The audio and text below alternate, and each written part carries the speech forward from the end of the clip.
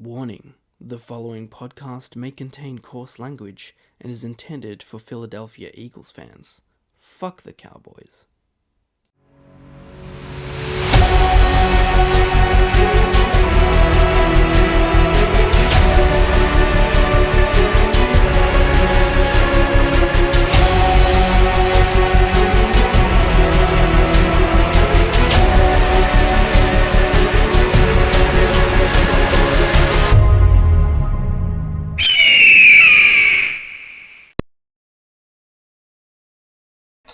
Hello and welcome to the first ever episode of the Birds Locker podcast. I'm the one and only host, Chris Baxter.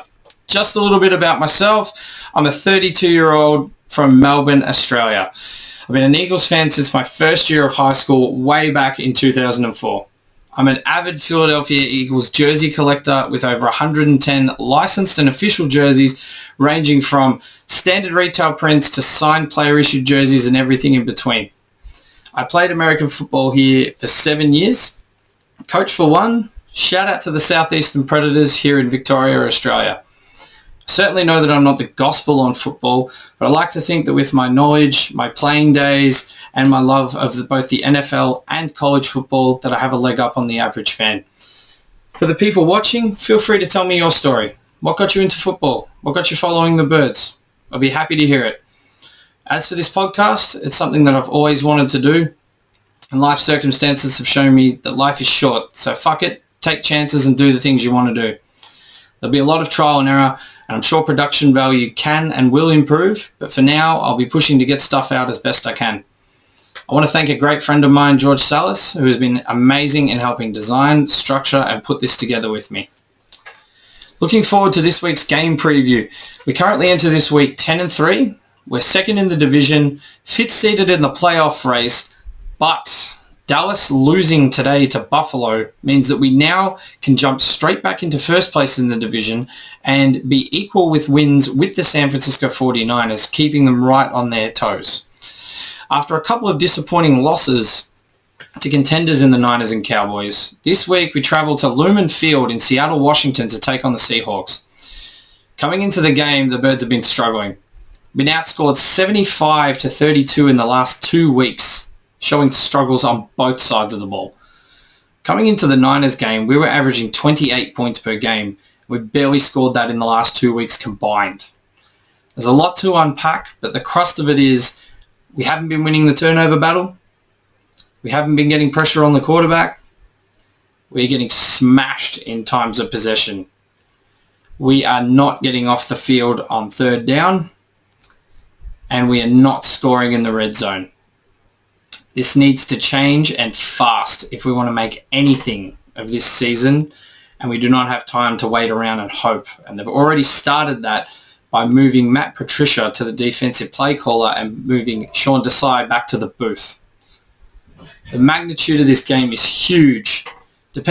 Obviously seeing Dallas's result and San Fran's results, we know that we can go back to the top of the division, but we cannot take the conference back unless we stay right on San Fran's heels and hope that they have a loss before the end of the season while we win out. To make it seem even more daunting, we have not beaten the Seahawks since 2008, losing our last 7 games against them, 3 of which were in Seattle, which shows how tough this game actually is to win.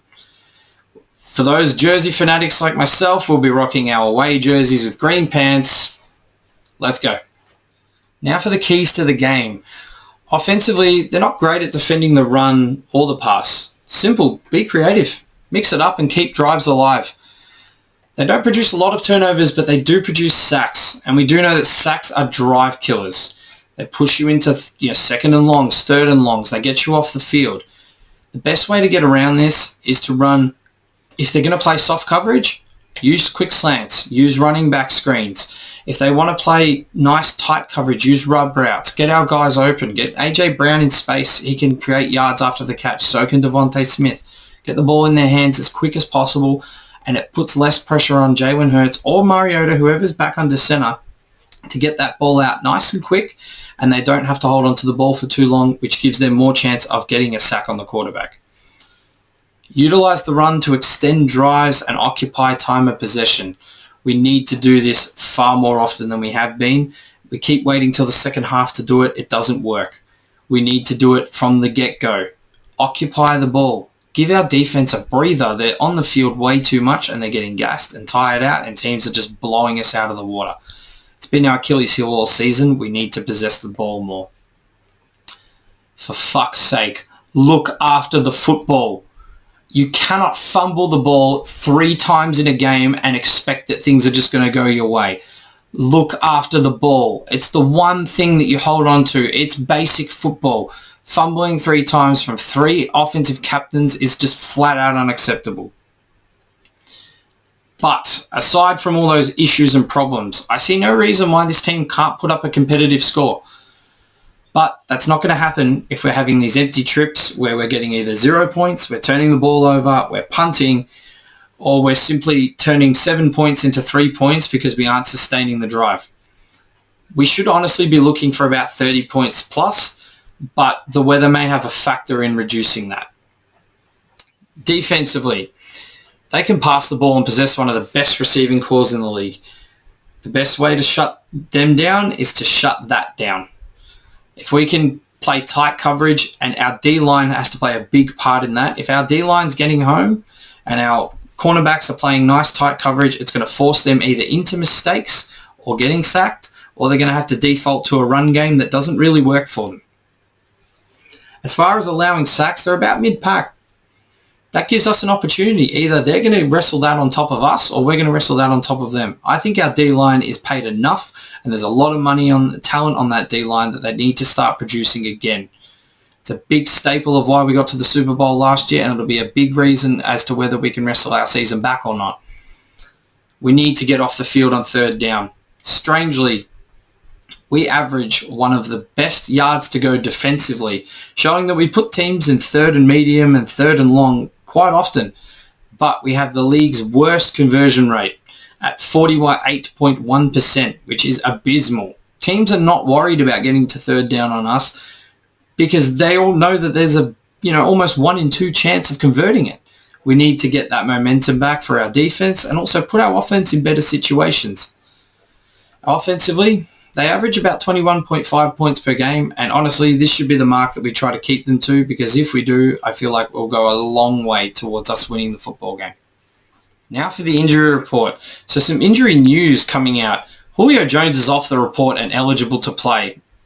I don't expect that he'll get a lot of snaps or a lot of reps, but it's another body, and honestly, our receiving corps performance last week, it couldn't hurt to have another number out there. Reed Blankenship, despite being evaluated for concussion, he's been cleared to play, which I was pretty surprised with, to be honest with you. I thought, being that he was being evaluated, okay, he's probably going to miss next week, but he has come off the injury report and by all reports is expected to play, and there's no issues there.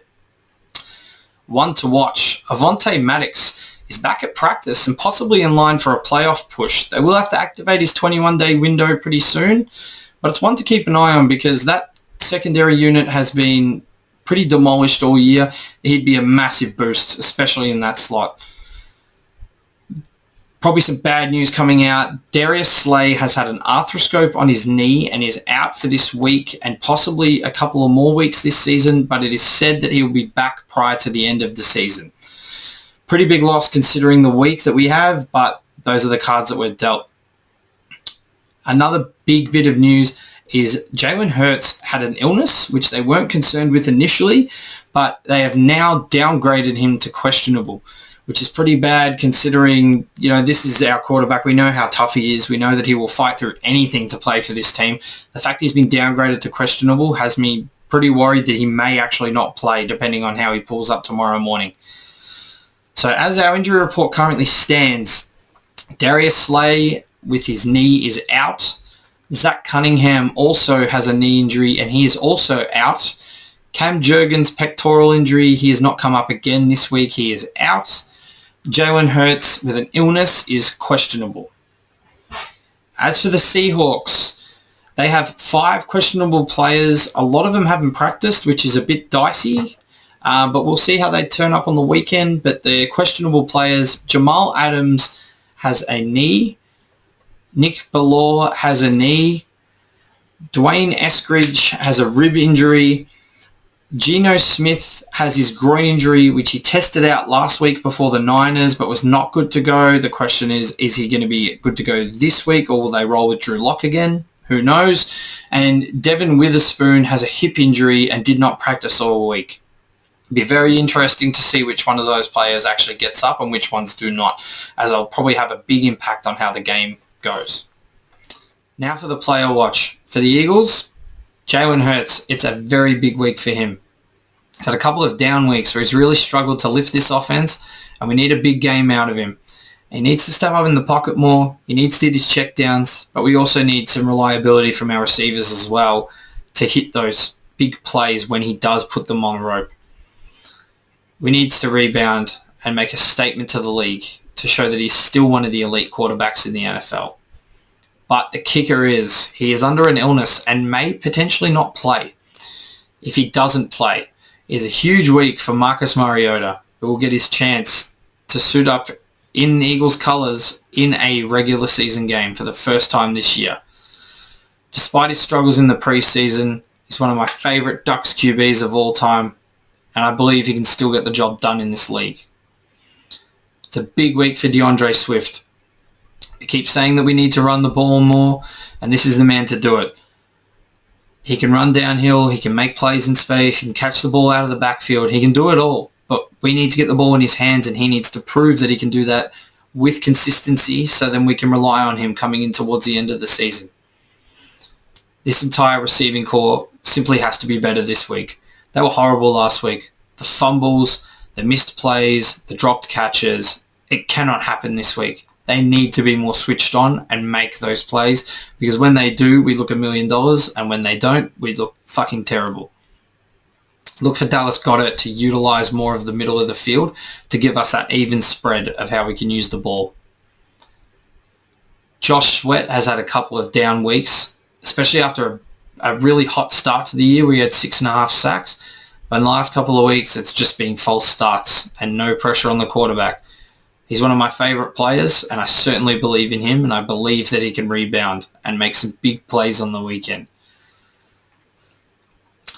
With no Darius Slay, this is a big week for the rest of this secondary, as they have struggled and they need to rebound and fast.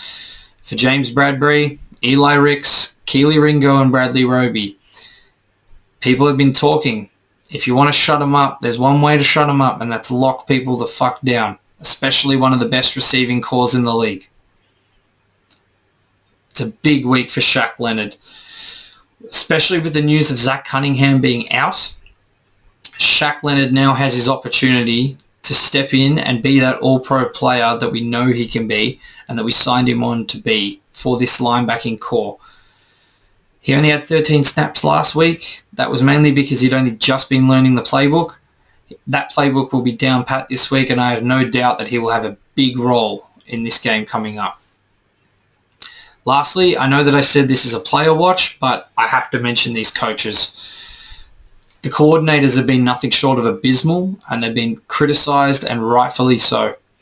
So much so that Sean Desai has now been moved back to the booth, and Matt Patricia will get his chance as the defensive play caller, which with Matt Patricia, he was much maligned for his time in Detroit, as he struggled as a head coach, but he has had success as a defensive coordinator in the past. His defense in the last couple of weeks has been scared, soft, and easy to move the ball on. They need to get that edge and that swagger and that nastiness back that we had last season. It was a huge reason why we got to the Super Bowl, and if we get that back, it'd be a reason why we can make it again. As for Brian Johnson, his play calling has been horrendous. Sure, he's not responsible for fumbles and turnovers, but some of his decisions in certain situations are just baffling, like screens on 3rd and long, or being in 3rd and short situations and we're not running the ball. It just doesn't make a lot of sense. And for someone who's known Jalen Hurts his entire life, he sure has no idea how to scheme to his strengths.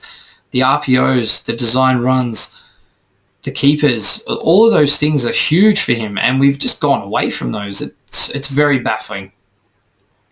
And for Nick Sirianni, he needs to take some charge and control of this team. He said it was his fault the defense has been getting tired. That's fine if he wants to take the heat, but then fix it.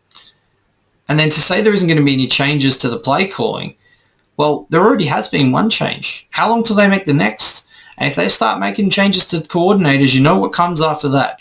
I'm not saying they'd sack him after this season, but if things don't get in order real quick, they can put you on the hot seat real quick too. We cannot let these games get away from us. We cannot be down double digits at halftime again. We have to control games, and it's your job, Nick Sirianni, to keep these games under control. Now on to the Seahawks and their players to watch for this game. Geno Smith. So should he get up and play? This offense can move the ball with him, and he loves to move the ball through the air, and he'll be crucial to their chances if he does play. If not, big week for Drew Lock, who can make plays in this league and has made plays in this league. And with this receiving core, they'll make any quarterback look a lot better than they can be. It's a huge week for Kenneth Walker III and Zach Charbonnet. If they're going to open up the pass game, they need to establish the run, and it starts with their tandem at running back. And despite their struggles, if they happen to open this running game up, it would do wonders for the passing game. Huge week for their receiving core, with DK Metcalf, Tyler Lockett, and Jackson Smith and Jigba being really, they know that Darius Slay isn't playing. They can take advantage of that. And if they do, they could be putting up points and putting up points fast. DK does need to keep his cool, although I really don't want him to, because when he does and he loses it, it gives away free yardage, and we could certainly use it. It's a big week for Bobby Wagner. The veteran is still playing at a high level as he patrols that middle of the field as well as anybody. And he will be tasked with not allowing us to establish our run, but also to take away that middle of the field, which we'll be looking to exploit now with Dallas Goedert back. It's a big week for their defensive line. They love to get after the quarterback. Teams have been flushing Hurts lately and getting him out of the pocket and forcing him to one side of the field, taking away that other side.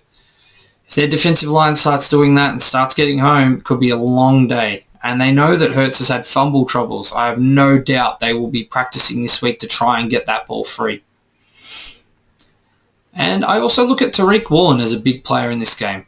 He loves these big moments. And for them to win, I believe that he needs to make some of those big plays or two in this game. Maybe a pick, maybe a fumble, maybe a couple of pass breakups. But I believe that he's the kind of player that if he makes some big plays, it'll go a long way towards them having a better chance in this game. All right, as for my prediction, Lumen Field is looking like a bit of a wet and windy wonderland for the weekend. And barring any changes in the weather, I think there'll be some mistakes and some miscues, some turnovers here and there. It'll be probably not the prettiest game to watch, but I do have a feeling that the Birds get this one done. I think it'll be a tight finish. I think it'll be settled on a Jake Elliott field goal, like one of our other great wins this year has been, and I think that that'll get us finally to break that hoodoo against Seattle. All right, that wraps up the very first episode of the Birds Locker podcast. Feel free to leave any feedback. What did you like? What did you dislike? What should I add? What should I take away?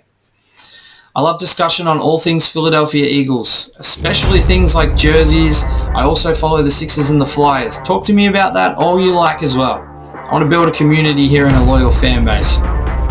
All right, let's get a break. Go Birds on 3. 1, 2, 3, go Birds!